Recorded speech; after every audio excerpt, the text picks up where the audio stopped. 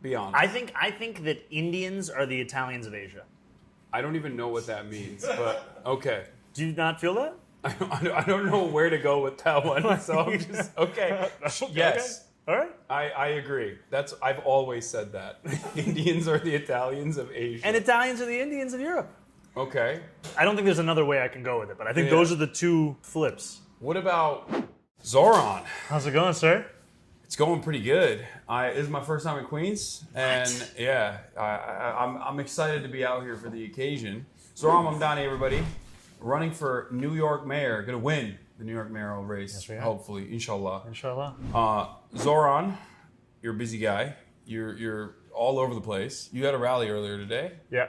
How'd that go? It went well. It was a rally for a rent freeze with tenants in Sunset Park, with incredible city councilwoman Alexa Avila, assembly member Marcelo Matenas, and a bunch of tenants who are tired of seeing their landlords profit while their rents keep going up. What made you want to run for mayor?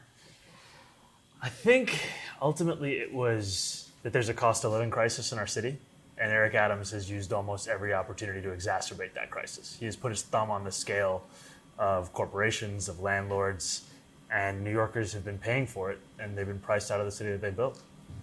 We can actually change that. That's right. Also, I do have to mention, you know how like when PBS does when they do a story on Facebook, they'll be like, we're funded by Facebook. Yeah. As a Turkish person, I have to say, we're actually really worried about this interview. Yeah, as a Turkish person, I have to say, Eric Adams is our guy, okay? And he represents my interests, and I'm actually here to extract concessions from you, similar to what Eric Adams gave to the Turkish government. Look, I'm making a pledge now that when I get a hair transplant, there's only one place I'm going. Okay, perfect. But I'm paying for it. Okay. I'm paying for it. All right. But I'm getting it. Depending on what we can do with the fire code, we can make that an option. Where we are right now is totally up to code. I'm joking. It's a joke. Okay, so you're 33 years old. I'm 33 years old. Yeah, we're the same age, which is crazy because go. I'm a loser and you're running for mayor of New York. That's wild. That like 33-year-olds are running for mayor of New York. Here we are. Yeah. And you're, according to the latest polls, you're in the second place. It's ranked choice, so it's a little bit different. Do you mind explaining that process to our viewers? Absolutely. So this is the second election for New York City mayor that has ranked choice voting. What that means is that New Yorkers get 5 options, and they put in their options, their first place choice up to their 5th place choice.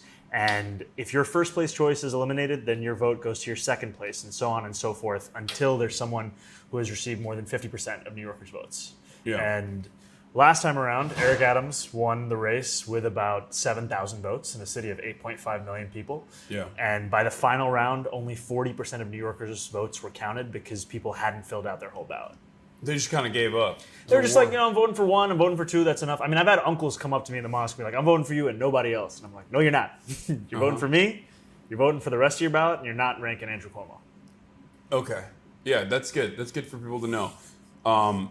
So for that reason, it's a unique predicament because it's a ranked choice situation. Andrew Cuomo entertained running for a little bit, for quite a while, as a matter of fact. And I think the media, given his like institutional backing, was teasing that alongside him. And he has a lot of name recognition. Do you feel like name recognition is one of the major hurdles you have to clear in this race? Yeah, I also think it's a major opportunity because right now the polls are just a reflection of that recognition. Love him or hate him, you know who Andrew Cuomo is. And we're in second place. Still, more than 50% of New Yorkers do not know who I am. And that means we can just keep doing the hard work of introducing ourselves. And actually, it's easier to introduce yourself to someone than convince them to feel differently about you. And that's where Andrew Cuomo has an obstacle, that everyone knows who he is, but still, with 100% name recognition, he has not surpassed 50% in support. There's more than 50% of New Yorkers who want someone else. And now it's our job to introduce ourselves. Yeah. One Twitch stream at a time. Yeah. Well, this is probably the least important part of that process, because I feel like you're doing a lot in terms of door knocking. You have a lot of people who are very excited for you, and that's a really good thing. And also, it does seem like the establishment picks in the race are kind of experiencing a bunch of fissures amongst themselves. Now, Eric Adams is choosing to run as an independent, from what I understand. Yeah, my man's out. Yeah, so Do you feel like that's a good move, or do you feel like that's a better for your chances overall, or worse overall? I don't think it affects our chances much. We've always said we were running against Eric Adams' second term, and Andrew Cuomo is running for that. He's running for the same vision, same donors, same corruption. Now it's just clear that he is the one messenger of that vision of a New York City where people are profiting off of others' misery. And what we are fighting for is just as clear as it was day one, a New York City people can afford. What are some of the top line agenda items that you have first day in? All right, here we go. First of all, no more Turkish Airlines corruption. Okay. No disrespect to your people. That's a bit of a bummer because I was a sorry. single issue voter. Yeah. I'm going to illegally vote in the race for you. Making it very clear. 1, 2, 3, 4, 5, and now. Do not do that. The number one thing is cost of living. The number one thing is to make the city affordable. And the number one cost in New Yorkers' life when they're thinking about that is housing. About 2.5 million New Yorkers live in rent-stabilized housing across New York City. Their rent increases are set by the mayor. This mayor has jacked their rent up 9%. I would freeze their rent for close to 2.5 million people. I would make the slowest buses in the country fast and free in our city, make them a model for this nation, and I would deliver universal childcare to New Yorkers, whether they're 6 weeks or 5 years of age. And ultimately, it's using every tool the public sector has to make this city people can afford. Yeah. There's also, from what I understand, there's a lot of opinions on the issue of housing. You got YIMBYs on the one side, yes, in my backyarders, who consistently advocate for deregulation and dezoning, and there's some truth to that, for sure, in terms of how much of a hurdle that is for developing new housing projects. And then you have the NIMBYs on the other side, who also have some opinions on this matter. But I feel like there's one issue that I don't hear a lot of coverage on. You're like a Hindi.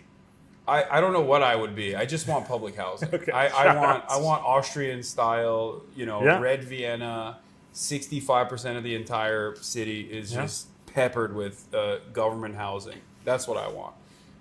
Don't know if we're going to get that. I feel like if I even say that, a real estate developer is going to drone strike me as I walk out of this. We got 5 minutes of this institution. Yeah. But I do think that any move in that direction is great. But the reason why I'm bringing this up is because there's also, from what I understand, a warehousing problem here, where approximately 75,000 units that are rent-controlled units in the city are purposely being kept away from the housing market. There's a bunch of different hurdles in front of the lottery system and like how inaccessible even rent-controlled units are overall. Is there anything? Is that a real issue? Am I making this up? No, I think, look, is there any way to tackle that? Right now, the way that it works is that landlords self-report the units that they're warehousing. Yeah. And obviously there are limitations to the efficacy of self-reporting something that you are doing, especially when you're a landlord taking a unit off the market. I've seen estimates that start in the mid 20,000 range with units. And I think what we have to do is the city has to take a much more muscular role in gathering that information and in finding out what is the reason why units are offline and what's the actual cost of bringing them back online. Because without that data, it just becomes the discourse where a landlord will say, it's too expensive to do so, trust me. Mm-hmm. And we actually need to be able to see the stats. And to your point, we need a ton more housing in New York City. I do believe we have to build, more density around transit hubs. We have to end requirements to build parking when we build housing, upzone wealthier neighborhoods. And I also think the public sector has a role to build immediately affordable housing. Right? Last year, we opened up a wait list in New York City for people to get assistance paying their rent. Mm-hmm. In 7 days, 600,000 New Yorkers applied. And at the end of that period, 200,000. A lot of broke boys. A lot of broke boys and broke girls and broke uncles and aunties. Yeah. And at the end of that period, 200,000 won, which basically meant they got on a wait list for a program that admits 250 people a month. It's a totally broken system. Yeah. And so what we're saying is alongside those zoning reforms, we're going to build 200,000 truly affordable union-built, rent-stabilized homes that will cater to a median household income of that of New Yorkers, $72,000 for a family of four. Yeah. There's obviously the issue of public-private partnership when we have this conversation to begin with, but I don't know what the limitations are as far as the New York mayor, the mayoral position in terms of maybe not eminent domain, but Look, and there's a lot of power. But pushing and pulling. Yeah, what are the levers of power that you have? You know, even now under Eric Adams, the city has the authority to take over a building that is owned by a landlord who's been operating in violation to city code. He doesn't use that power. They don't use those tools. But that is absolutely an existing program that's existed even for prior administrations. And that is something we would use. We would increase fines for dangerous conditions. We would increase them for immediately hazardous ones. And if you're a landlord who isn't abiding by that, we would take that building and give it back to the tenants who are currently living through those conditions. Okay, walk me through this. I call my landlord. I'm like, the microwave is not working. Landlord says, I'll fix it. Doesn't fix it for a month. Eminent domain. Yes or no? No, that's not how it works. Shit. Because first of all, most New Yorkers don't even have their landlord sell. Okay. A lot of New Yorkers live in buildings that are owned by LLCs. They have no idea who owns the building. Even better. I call up the apartment property manager and they don't fix it. Okay. I come in, I say, hey, this electric circuit is broken. Yeah. They come in and they just paint white over it. They say it's not a circuit anymore. That's just the wall. Eminent domain. Yes or no? No. Okay. But here's how it works. I'm gonna keep testing the water. Here's how it works. Here's how it works. You have a system right now where you call 311, right, in New York City. Most New Yorkers who've ever called 311 have had a pretty frustrating experience with it. We are proposing a world-class, brand new innovation where you can make appointments with investigators so that you know when they're actually coming home. Seems radical. Seems pretty radical. Seems pretty crazy, but you heard it here first. You're actually going to know when an investigator comes by. And what we will track is if a landlord is found in violation to the code and they are not following up on those violations, they're not rectifying it, then there will be a time at which the city will take over that building. Okay, I like that. So there is a takeover happening eventually if they're serial violators. Mm-hmm. Absolutely. Okay, I'm a fan of that. It's not going to be for the microwave, but yeah, no, it's fine. That's just a random experience. I don't know. I'm just bringing that up. Okay, so housing is obviously a major issue. Let's talk about public transit. I'm a little bit autistic. I'm an enjoyer of public transit. I haven't been able to enjoy it here because I'm streaming, so there's no Wi-Fi down there. What about the bus? Yeah, well, like I said, I've been here for a limited time. So, what are your suggestions for improvement? Where are the areas of need for public transit in New York? I would say the areas are around affordability, reliability, accessibility. Those are some of the major areas, and generally the sense that how many more cops are we getting in the MTA? We are not getting more cops. I lied. I said I was a single issue voter. I'm a double issue voter. Look, I think what New Yorkers deserve is to be safe, and for too long we've had so-called leaders who've told them the same proposals they've been given year after year, only to end up with the same results. And for safety, we've put together a proposal to create a Department of Community Safety, the DCS, which would protect New Yorkers like never before. And it would do it in ways that we've already seen be proven successful. Things like dedicated outreach teams placed on 100 different subway stations, the ones that have the highest levels of mental health crises, homelessness. Are they going to play Candy Crush? They're not going to play Candy Crush. Okay, well, I feel like that's been working so far. It's been very effective. They are not going to be playing Candy Crush. Okay. And this is going to be paired with, if you grew up in New York City, there are a lot of commercial units that you remember in subway stations. Like I grew up in New York City. I moved here when I was 7 years old. I first lived in Morningside Heights. I would take the 1 train down to 96th, then take the 2 train down to Times Square. I'd walk up the stairs, down the stairs. There would always be a record store that was selling CDs, headphones. That's at Times Square. That's gone now. It's just a vacant commercial unit. So as part of this proposal, we're going to transform that unit, make it a place where you can receive medical care, connections to long-term care, and in tandem with all those things, invest in transit ambassadors, because a lot of people, the help that they want in the moment is just somebody who can answer a question that they have. What's the delay that they're facing on the subway line that they're trying to take? How can they actually get out? What escalator is working? What elevator is working?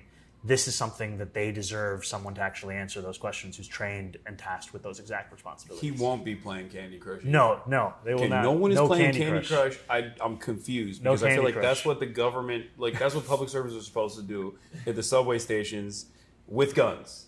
But I guess, are they going to have guns? These are not going to have guns. Damn it. Okay. But just to your question about public transit, right? Yeah. One of the things I love most about being a New Yorker is public transit, that we can get around this city on a bus, on One a of the bike, only on a train. things, one of the only cities that has like, Yeah. well, there's some, but this is the one that has like the most. I mean, dense. 40% of public transit trips in America are from the MTA. Yeah. 40%. It's all right here across these 5 boroughs and surrounding counties. And yet we see a lot of New Yorkers being priced out of that. 1 in 5 can't afford a Metro card today. And they're also, if they can afford it, they're sitting on that platform waiting for 10 minutes, 15 minutes. And if they're waiting for a bus, I mean, you look at a bus time app on your phone, it says the bus is going to be there in 20 minutes. Sometimes it just never even appears. So these are things that don't actually have to be this way. That's what we're going to do when we make buses fast and free. How do you reinstill confidence in even local government like that? Because I feel like this is a major hurdle to clear for anyone that is even remotely to the left of, I guess, Donald Trump. When you talk about the government doing something, the government doing right by you, I feel like especially accelerated since the Reagan era, there's this attitude from the average American that like, there's not really anything that these guys are doing for us. Like, do you have an attitude? Is it just, show your work and hopefully people eventually believe that the subway stations are going to be clean and the buses are going to run on time? I think you have to show your work. You have to actually deliver it, because the reason people don't believe in government is that they haven't seen it actually impact their lives in a positive way in a long time. And there's one recent example we have in congestion pricing, which was a program that was said to, once implemented, would decrease congestion, would increase bus speeds, would reduce emissions, would raise money for the MTA. And just at the point at which it was about to be implemented, it was at a very low level of popularity, which is the same thing that happened with similar schemes in Stockholm and London. But once it came into effect, you had people who were previously in opposition starting to support it because they could actually experience those tangible benefits. Now, I think that kind of program still needs to be paired with more immediate investments in public transit service. And that's what I've been fighting for in Albany as a state legislator. So you don't want the bridge and tunnel crowd around these parts. That's what I'm getting. I'm kidding. Room for everybody. Yeah. Okay.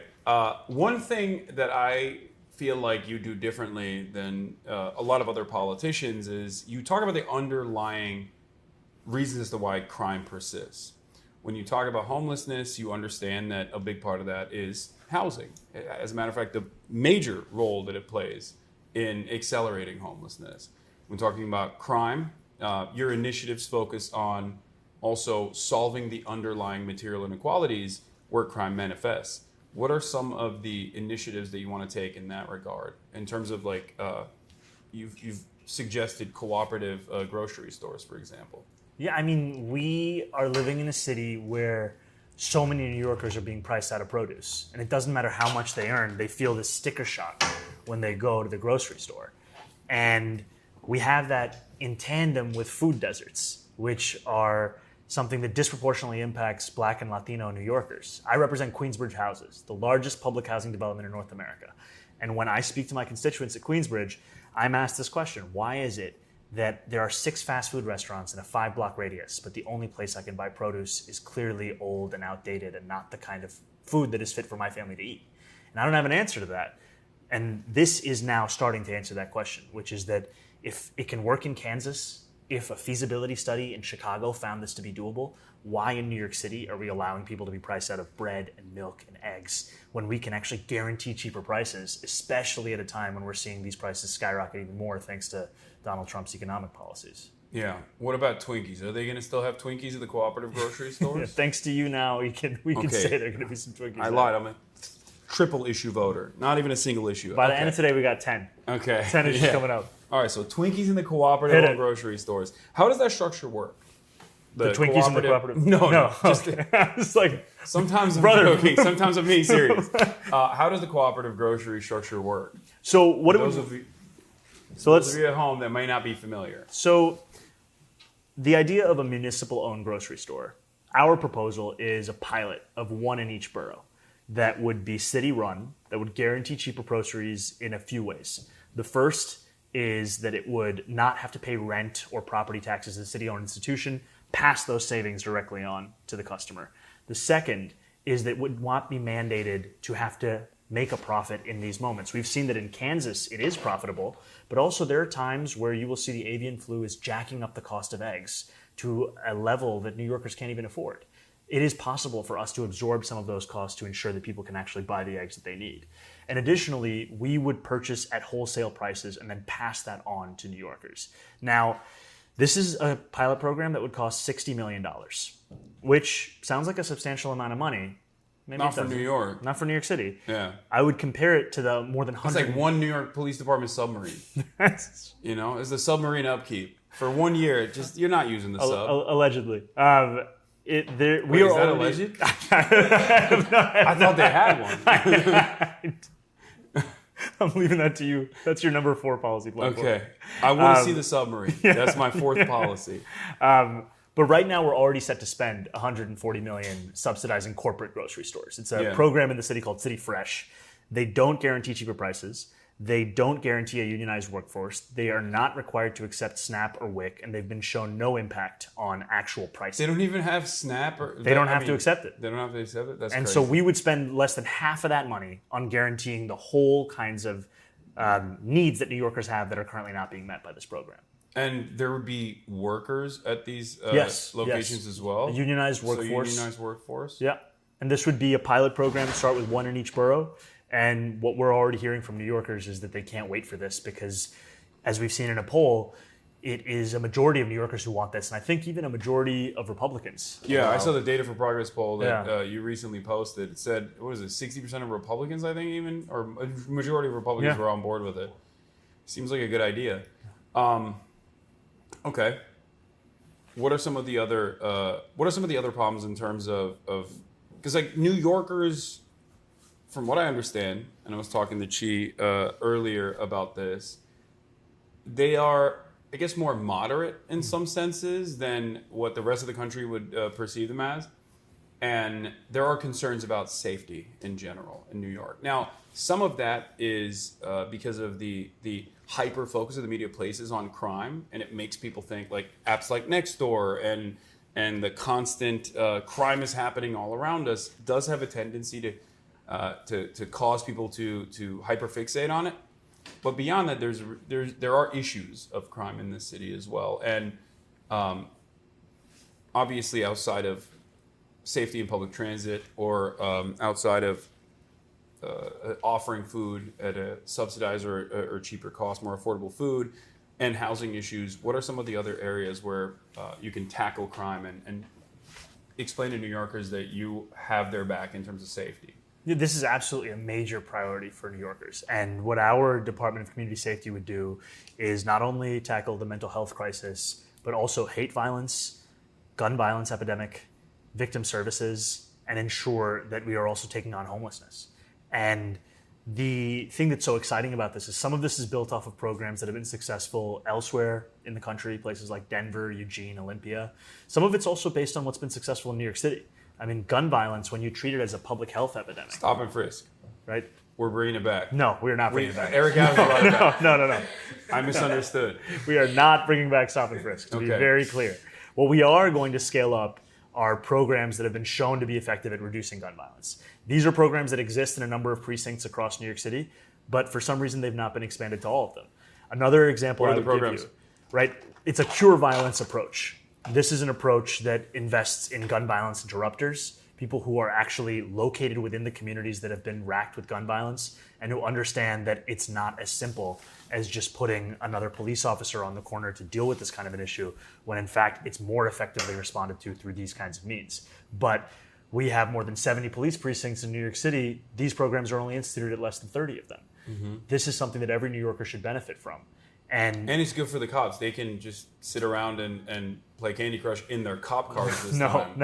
As opposed to stopping and frisking random people.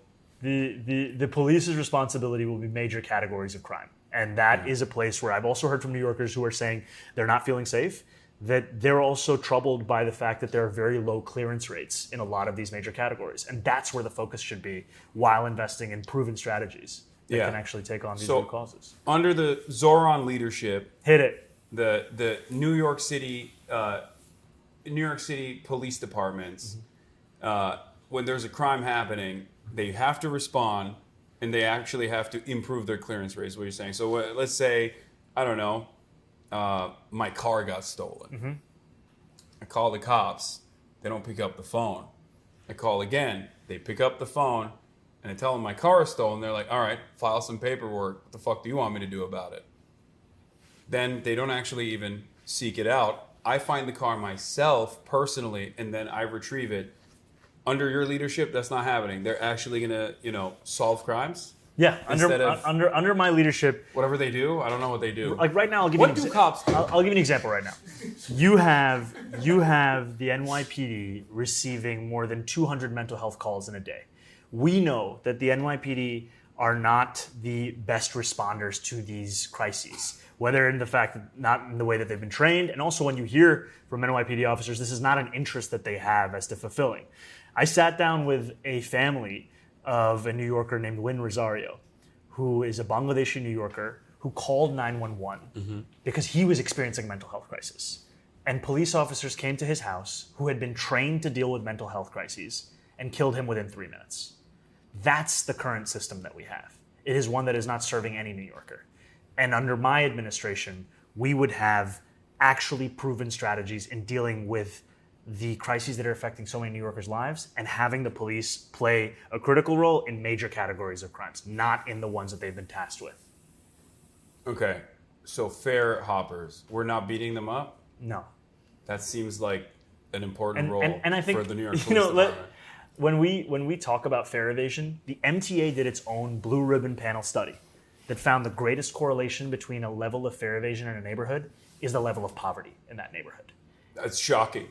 Shocking. So the poorer you are, the more likely you are to you heard it here be first. able to pay for this critical thing that you need to okay. And so one of the most effective... I thought it was selfishness. One of the most effective ways to deal with this is when we make buses free. Yeah. When we actually make it accessible for every New Yorker. And more than 1 million New Yorkers ride buses every day. Why don't we actually give them back their right, which is to get around the city? And make sure... Who will grind harder if the buses are free? Have you thought about that? This is a question that keeps me up at night. Yeah. Because it feels like there'd be too much commerce in that case. And the poor business owners would have to work way harder if there's more people, more foot traffic coming in through their businesses. It seems very careless. It seems very thoughtless. A moral hazard, if you will. Yeah. I hear you. I see you. Yeah. What about the real estate developers? Let's talk about the unheard minority, the marginalized. People of wealth, POWs. I feel like they're getting a hard bargain here with you. Do you have anything to say to them? To all my landlords on the stream, how many landlords do you have? All of them. Yeah, they're all watching. Shout out to all the boys. They're at hate home. watching. Yeah, shout out to all the boys at home. The real workers. Yeah, they don't like me very much, and I understand why. Because these are policies that would stop their ability to extract wealth from working class New Yorkers at the levels that they've been enjoying for years.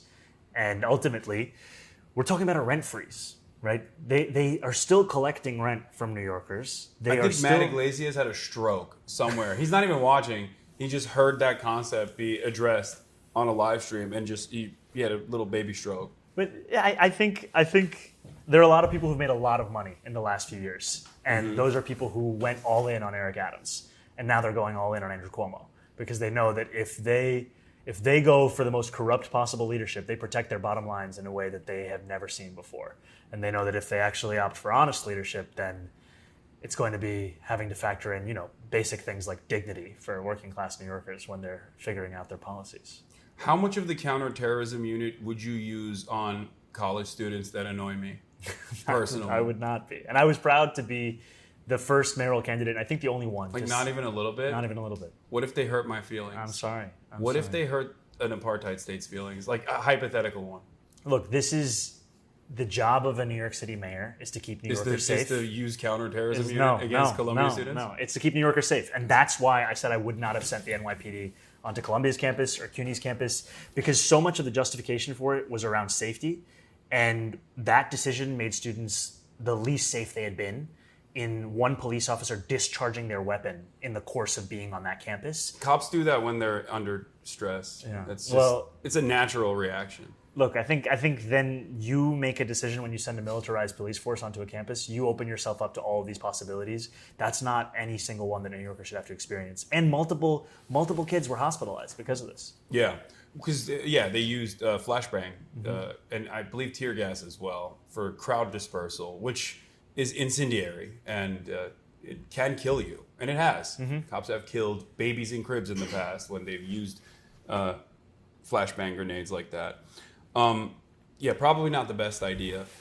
Okay, you would have you'd be in command of one of the largest standing militaries on the planet. What kind of parades would they do on the streets of New York? That is the lowest priority. Okay, is figuring out the parade schedule. You're not giving me anything. I know. Zohran. I know. I'm sorry, Javier. Like not even a little bit. I can't know. What parades do you want? Put the submarine on a truck and then parade it along. If that were to happen, would you take the bus with me? Yes, 100%. And this way, cops would get to walk a little bit, and that's probably the first time they will ever do any physical activity, and therefore they can be more in shape. I think the focus will be on keeping New Yorkers safe, and I don't think parades really have to be up there with that. So you don't like parades?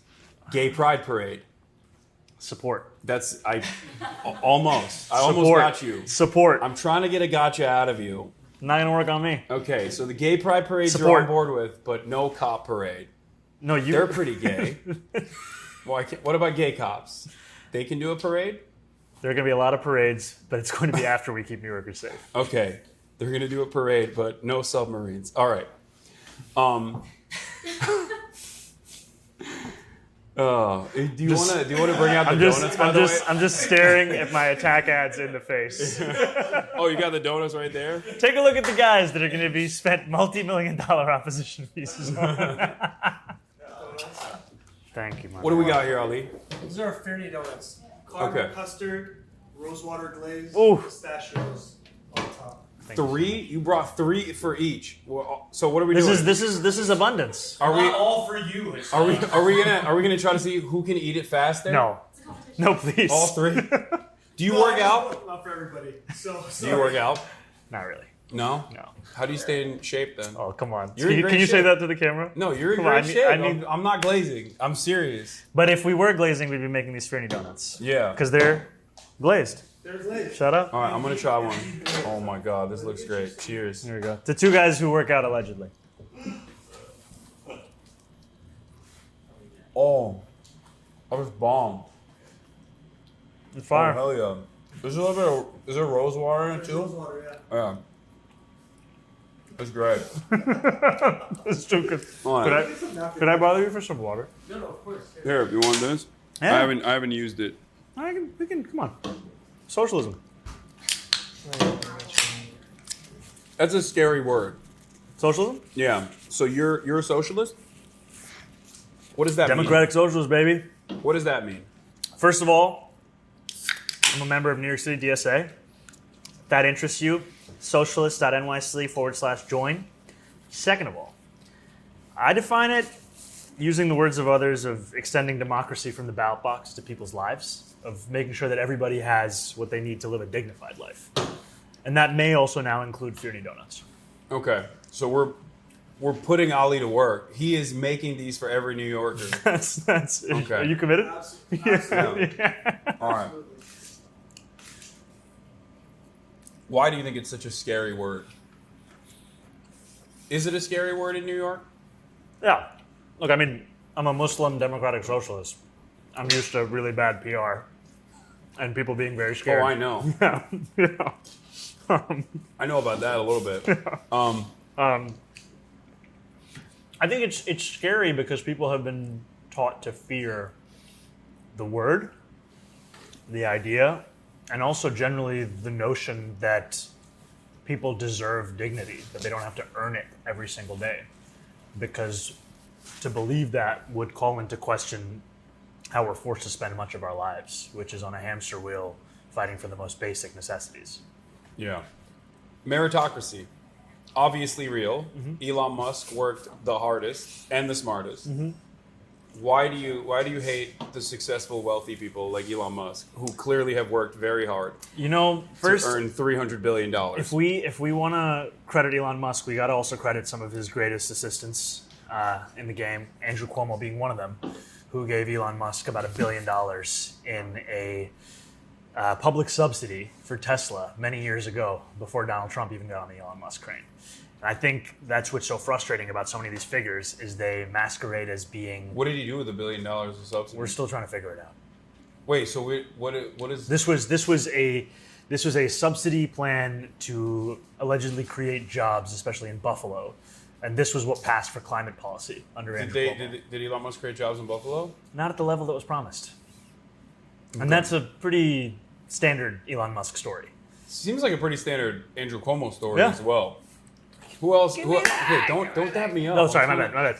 That's an interesting idea. I'm an impartial person, I'm really and I'm doing contentious adversarial journalism. Can you back off? Can you back off with that question? Yeah. I'm gonna. Okay, so.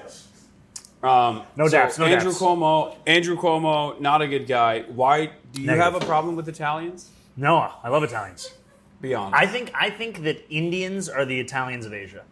I don't even know what that means, but okay. Do you not feel that? I don't know where to go with that one, so I'm just okay.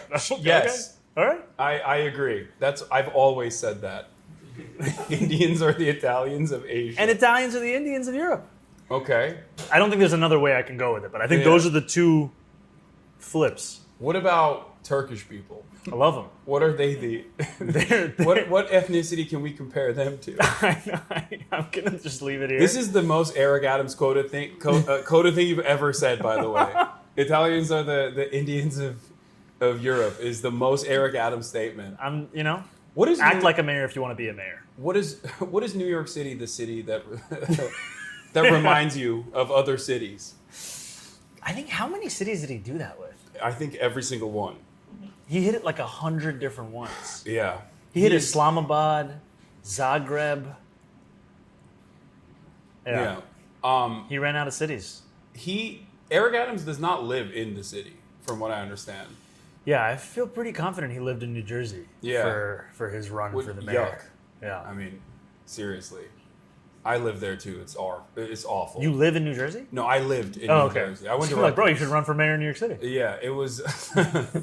There's only one Muslim socialist running for New York mayor. There's not enough space. There's room. There's room. The's not enough room for both of us abundance here. mindset. Yeah. Okay, so you keep bringing up abundance mindset. What do you think about the abundance mindset? Well, you keep bringing it up. I did this to myself. Yeah. Why did I keep saying this? Look, I think the natural... Say something nice about Ezra Klein and then something mean about him. Okay, here we go. The thing that I would say is nice about Ezra Klein is I very much appreciated him being willing to bring up what a lot of Americans saw with regards to Joe Biden and the campaign's ability to actually win that race.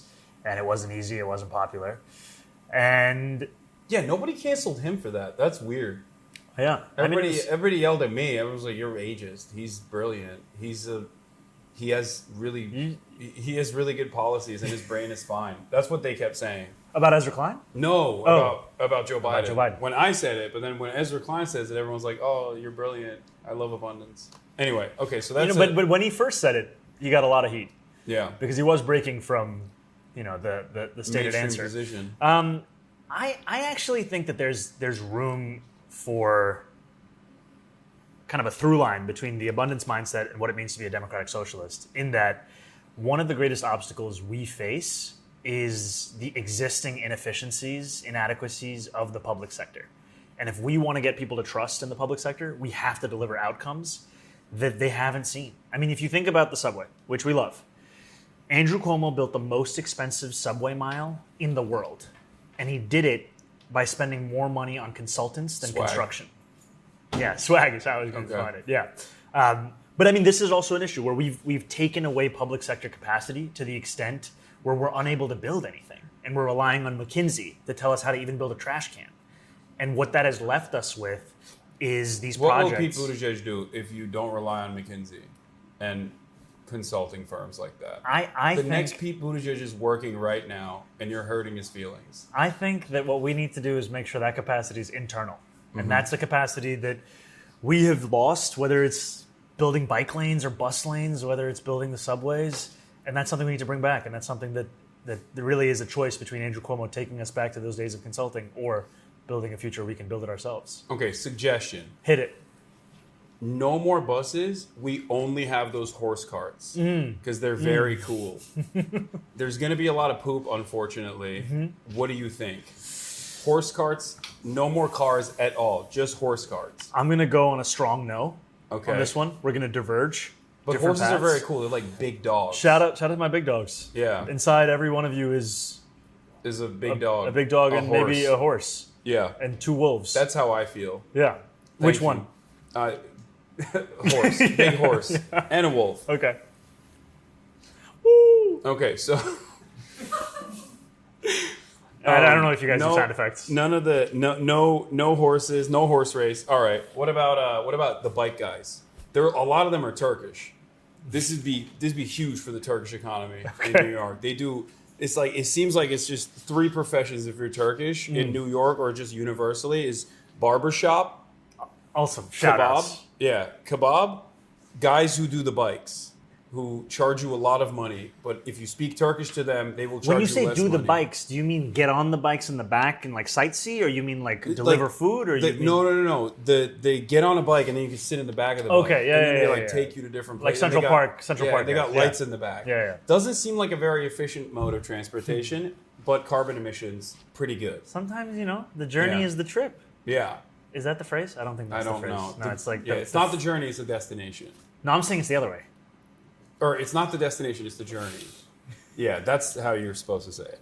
Okay, ask him to rank his favorite Sex and the City characters.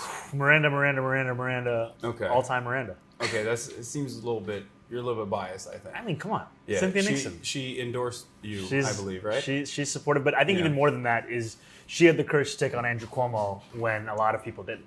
Like, this is back in 2018. Yeah. And he was running our subways into the ground. And she stood up and she said, we're going to tax the rich to fix the subways. And that there could actually be a different style of politics. To the extent that Andrew Cuomo had to adopt a lot of her own policies to get reelected. Yeah.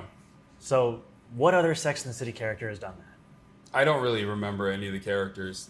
I'm just reading politicians. questions. Look at you copping out. I'm just reading from the chat. No, I have watched it. I just don't remember any of the characters. I'm just reading chat right now to see what they want to ask. Chat, if you have any questions, put it in the chat. I have a question. Hit it. Okay. Shout out to my fellow Casio brother. Enunciate. We can hear you. Okay. It's famously, I feel like New York City mayor is maybe the worst job in American politics. I'm sure you know this. I've heard it described that way. Yeah. Okay. So part of the reason for that, as you know, is because it's the mayor is often kneecapped, right? So if you're walking into this office, right, how do you build coalitions when you're coming in and you have strong opposition in terms of one of the most powerful forces in the city is the NYPD? And we kind of saw what happened during de Blasio's time in office. He had a very tense relationship with them. I think it made promises that he would initially sort of disappear, right? So what kind of coalition are you trying to build as you walk in the door, and how do you grow that coalition? No, it's a great question, and it speaks to our commitment to not just win the race, but to build a coalition that can govern. And it's easy to look at Eric Adams now and see him as a caricature of a Republican cop and forget how he ran in 2021. Right. He ran in 2021 telling New Yorkers that they didn't have to choose between safety or justice. And there was a large constituency that voted for him that was interested in those questions of not having to choose those two things. And that means there's a constituency beyond just progressives who want to see a different approach to public safety in our city, one that foregrounds evidence-proven strategies that we've seen be successful elsewhere in the country. So I think there is that clear-eyed nature of it. The other thing I would say is being very direct with New Yorkers as to the message and the platform of this campaign. When I go to events, I typically start it off with asking people to finish the sentence as to what we're fighting for, running to freeze the rent, to make buses fast and free, to deliver universal childcare. And the reason I want them to know that is I also want them to hold me accountable to that from the very first day that I'm the mayor. Because that accountability, that relationship is one that we have to bring back to get people to actually believe in the possibility of local politics. And I think there's also something else, which is, it's not quite in your question, but I've also just heard it a bunch in a similar vein, is this notion, especially for us on the left, that if we don't run for executive positions, then we're not responsible for what happens. That we are not culpable in the immense contradictions that come with this kind of role. And I fully believe that we're responsible whether or not we're in power. We are still New Yorkers. We are still allowing this to take place. And we are best served by actually grappling with these contradictions directly and doing everything in our power to deliver that which we've seen so many of our neighbors be denied. You like that? Awesome. He's a bit of an anarchist. I'm sorry. No, please. There's room for everybody's questions. Immediately. This isn't Andrew Cuomo. I'll take all questions. It's a give and take. Like, I want cops to have more money and more guns, and he wants less. Which is weird because his job requires him to actively, fight against cops. Or did. Legal aid. Yeah. Shout out to Legal Aid. Yeah, Great work. Yeah. Shout out to Legal Defenders. Shout out to a friend of mine, Sam McCann. He worked for Legal Defender. Was he cool? The legal aid guy that he shouted out? Yeah. Okay. Cooler than you. No, a lot of people are cooler than me. Whoa. It's not saying much. I think you're equally cool. No, it's fine. Rank choice cool. Yeah. Like room for I'm both. cooler than Alex. That's what matters. That doesn't mean anything. Um, That doesn't mean anything. What about, there's a couple tougher issues, I think, to broach here. Oh, God. Where are we going? I'm not joking anymore. So Okay. I would say three things that I want to talk to you about before we let you go, or rather, I think we're going to walk around a little bit too, right? If you want to do that. I'm down. One, immigration.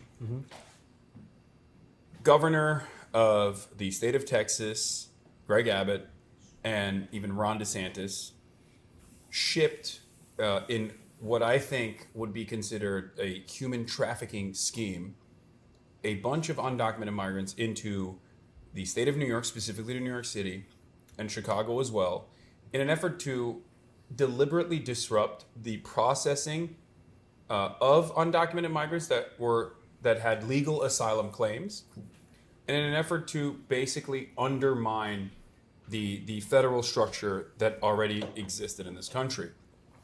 And unfortunately, they did find much success.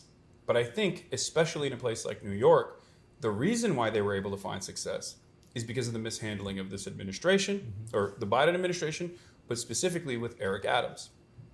Instead of tackling the problem head on, saying that New York is comprised almost entirely of migrants, that America is a nation of immigrants, and that New York specifically is one of the most diverse places on the planet, and then showing through his work of welcoming the undocumented migrants and processing them, or working with the government to process them expeditiously, I feel like Eric Adams slapped on a Band-Aid solution and then basically conceded on the messaging front that migrants were responsible for a lot of the visible poverty that people see, and also even the crime that people are experiencing.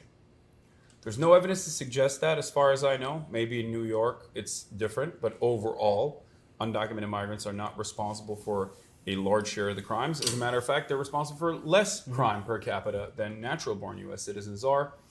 And yet, this message has persisted. And I think it's one that became, it's one that even New Yorkers themselves adopted, from what I saw. How would you deal with this issue? Like, let's say you were the mayor of New York at that time. What would you have done? I think the first thing is I wouldn't demonize people that are coming to New York City to call this city their home. And we saw this mayor say that migrants were destroying our city. And you have what's been described as the second largest bully pulpit in America as the mayor of this city. And you're using it to turn the target onto a set of individuals that are in the most need of this city's assistance. And it is something that has led to not only an anti-immigrant sentiment across the city, but even violence against a number of New Yorkers, our newest neighbors. And this isn't just a story of cruelty or a story of demonization and demagoguery. It's also one of patronage politics. You had one of Eric Adams' closest advisors on record saying, "Where are my crumbs?" when it came to the contracts that were being handed out for migrant shelters. You have a city run by Eric Adams that issued a more than $400 million contract, no bid contract, to a company called DocGo. So it's not just a question of cruelty, it's not just a question of bigotry, it's also a question of an immense amount of money being made with few services to name actually being delivered. And in the critiques that had to be made of how the Biden administration was responding to New York City's needs, Eric Adams was on his way to DC to make the case and then turned back because his major fundraiser of his campaign was having her house raided by the feds. So you cannot have an effective leader who is not actually focused on delivering on these kinds of issues when their number one priority is keeping themselves and their close associates out of jail. In terms of hardline policies, though, like what are some of the things that you saw that Eric Adams did that you thought were bad, and what would you have done differently? All right, so let me rattle off a few. The first is the 30 and 60-day shelter limits that he put in place, forcing them to be evicted out of shelters that were providing them with that. And my office actually worked with more than 1,000 asylum seekers over the last year, partnering with a local organization called Medica, where we would assist asylum seekers with applying for city services like a reduced fare Metro card or a New York City ID. And what we found is that we would see our own clients sleeping on subway platforms who had previously been sleeping on in shelters. Mm-hmm. It did nothing for addressing any of the stated reasons, but what it was is just cruel. The second thing is we have a sanctuary city policy in New York City when it comes to immigration. We have a policy that we should be proud of, one that has survived under decades of bipartisan leadership of this city that Eric Adams has now chosen to demonize. And the city's policy is that it will not allow ICE agents into city schools, hospitals, properties, even properties of city contractors, unless they provide a judicial warrant signed by a judge. Now, I serve on the city's committee in the assembly in Albany, and I get 3 minutes every year to question the mayor. I asked him, would you follow this policy? Will you clarify for New Yorkers that this is the law? He refused to answer it. So what I would also do is establish 100% compliance with that law and establish an oversight commission to ensure that that compliance is being followed even by city contractors.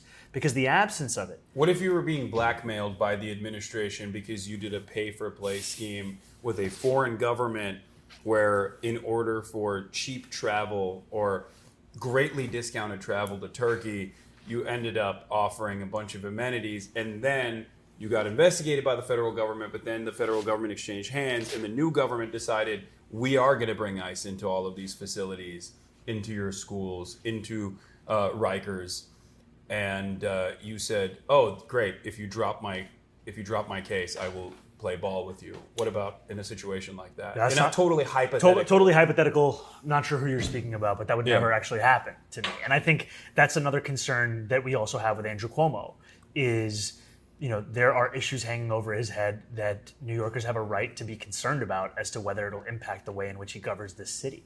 And what's so... No female security detail.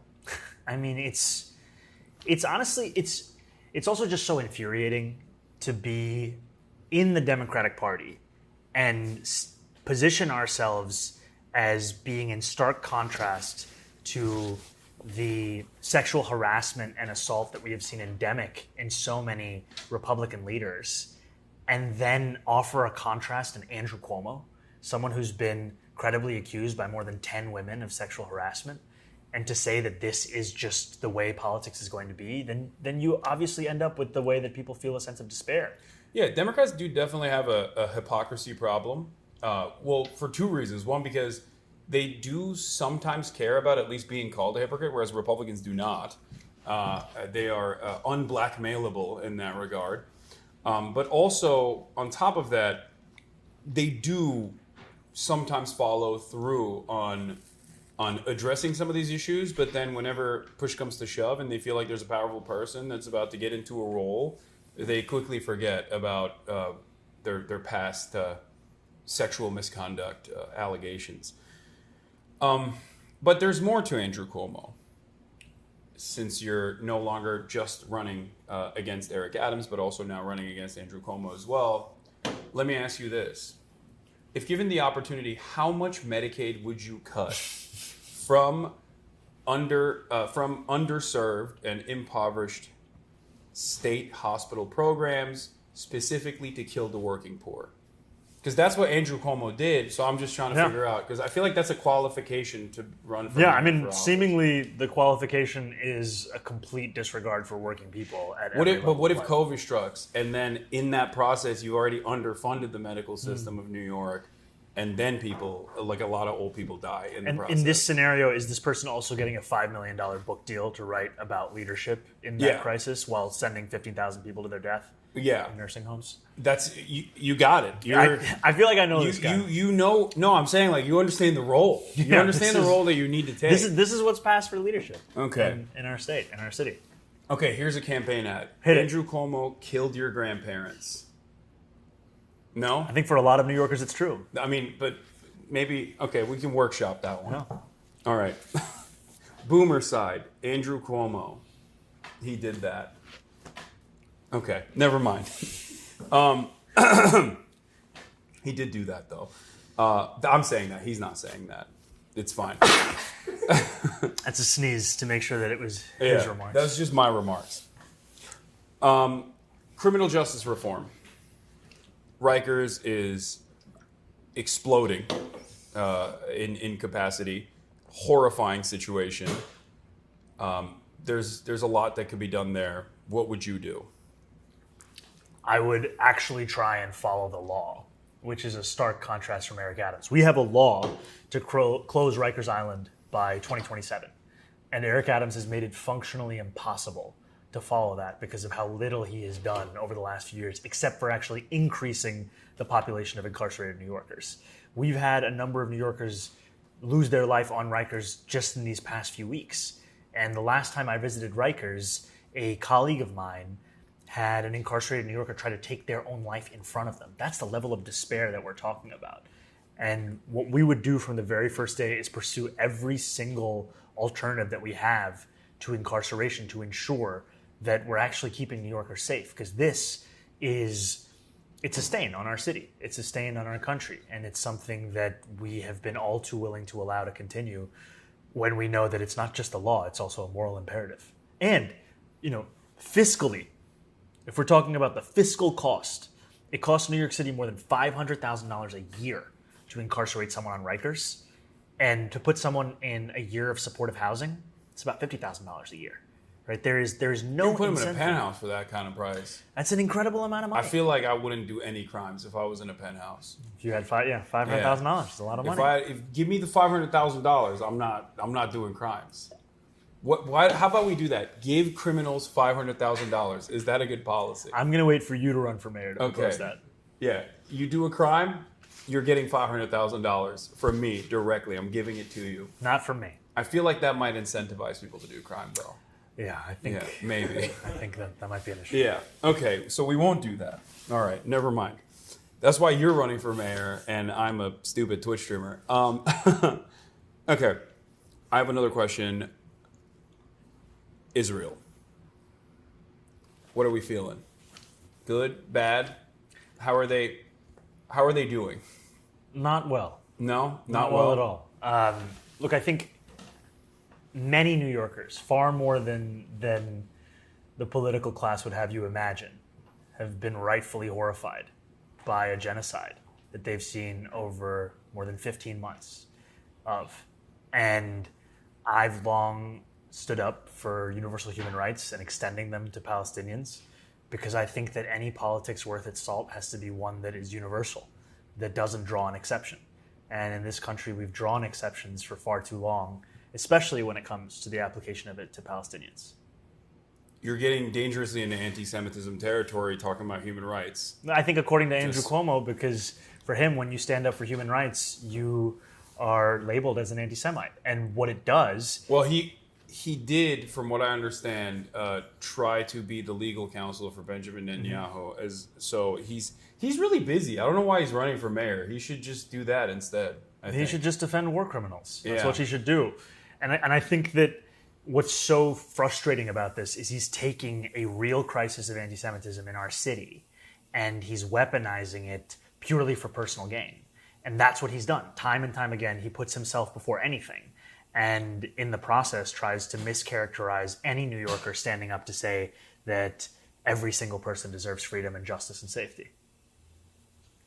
I feel like maybe I'm wrong on this, but New Yorkers, as well as every American, values free speech and due process a lot more than the feelings of people that are falsely conflating an entire religion with an apartheid ethno-state that is doing a genocide. That's just me. I don't know. I feel like maybe I'm off base with this.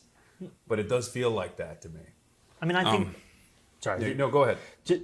The First Amendment is the bedrock of this country. And we have New Yorkers who have been dragged from their apartment building lobby from the hands of their 8-month pregnant wife and disappeared to an ICE detention facility in Louisiana. And his name is Mahmoud Khalil. And he has not been charged with a crime. And yet it took Andrew Cuomo 72 hours to issue any statement. And when he did issue a statement, it was so confusing to know as to whether or not he actually wanted Mahmoud to be released. And then 24 hours later, he actually walked that statement back. And this shouldn't be difficult for anyone to say, which is that you should not be imprisoned for political speech, no matter what that political speech is. And that if you have a government imprisoning people for no apparent crime, and that is still beyond your own reproach, then how can you be trusted to stand up for the city against Donald Trump? Yeah, I'm trying to find his statement here. Yeah, please read it out. One thing I will say is, well, Trump seems to like Andrew Cuomo a lot. In his own words. That's what he said. Mm-hmm. So and maybe I understand it because he might see a lot of himself in Cuomo's record. Yeah. It seems like he wants to really play ball with Andrew Cuomo. I don't know if New Yorkers would be down with that, but... I don't think so. Yeah. Okay, this article is not showing what it is, but... Okay, never mind. I'm going to give up on this.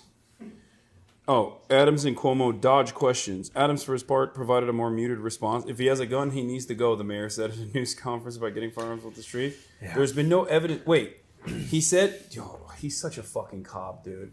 He fantasized about Mahmoud Khalil having a gun. Yeah. Have you ever seen Eric Adams' video about how to search your child's belongings? I have seen that video. He used to look a lot more jacked back then. I don't know what happened. You don't think he looks jacked now? No. I think it's... I have many critiques. I don't think it's the fake vegan lifestyle. He's not a real vegan. Are you vegan? No, not at all. No. But he says he is and then eats meat. Shout out to Jabari Brisport, a true vegan. You know. Okay, I can't find it. Never mind. All right. That's what Andrew Cuomo wants. Yeah. But we'll get there. That and also, you know, he did come out with a bang when he launched his mayoral campaign. Finally, one of the first events that he put together was a Women for Cuomo campaign. That was cool. Mm-hmm. And then also duping a bunch of unions, or at least union leadership that was sympathetic to him, into bringing their rank and file to a Unions for Cuomo campaign. And apparently the rank and file didn't even know that they were going to a Cuomo campaign. Yeah, I read some of those quotes where the guy said, "I just was told to get on the bus. I didn't know where I was going." Yeah. I mean, that's what so much of his campaign is. It's mythology. That when it's actually pressed and questioned, you realize it starts to fall apart. I don't even think people really pay attention to that sort of stuff in general. I think overall, looking at the environment, looking at the media landscape, it's just name recognition. Good or bad, I think name recognition is both harming Andrew Cuomo, but also helping Andrew Cuomo with a lot of people that simply don't know what he's about or how he would be mayor.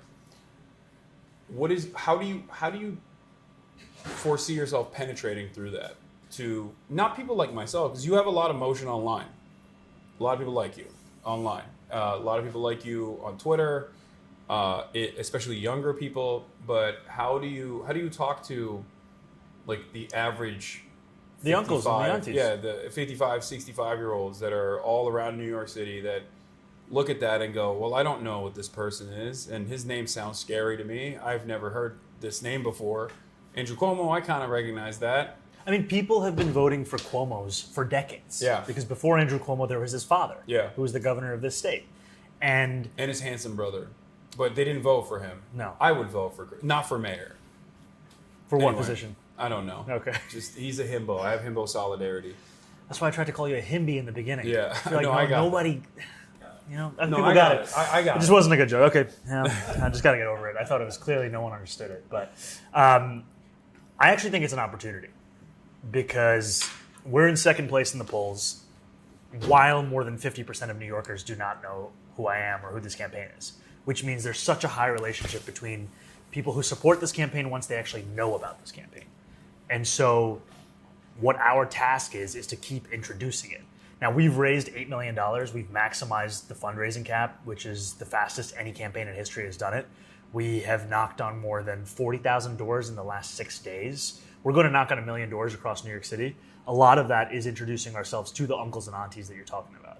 And then also, we are going to spend a lot of the money that we've raised on ads on cable and broadcast and radio and mailers in your mailbox, because so many, especially older New Yorkers, that is the way that they're engaging with politics. And I have to incorporate that as well as any other place that I can meet New Yorkers for whom Andrew Cuomo is the name of stability, to inform them actually that he is the chaos. We are the ones that will provide that stability by stabilizing their rent, by ensuring that it's frozen, and by making sure they can actually afford this city. Okay, I like that.